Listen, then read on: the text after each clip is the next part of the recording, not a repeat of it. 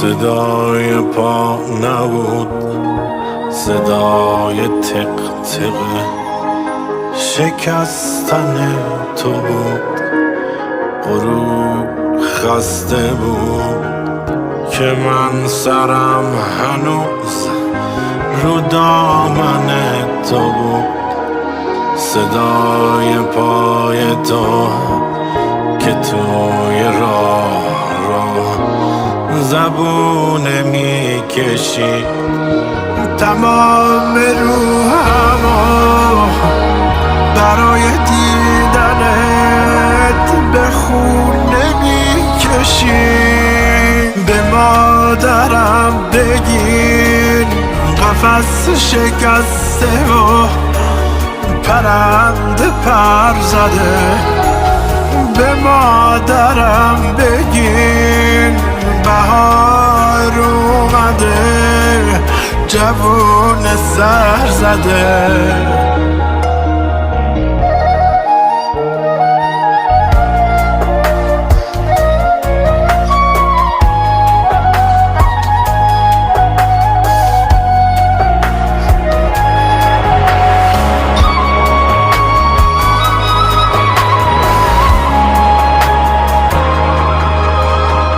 یه درد مطمئن مفاصل منو کلافه کرده بود. تمام وزنشو به شونه های من اضافه کرده بود.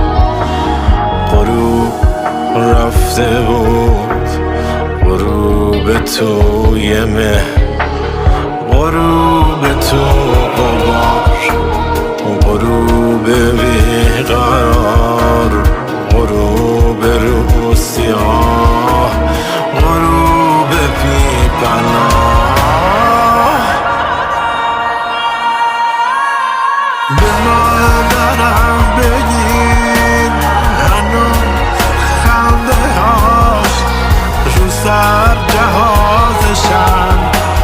به مادرم بگین هنوز گریه هاش تو جا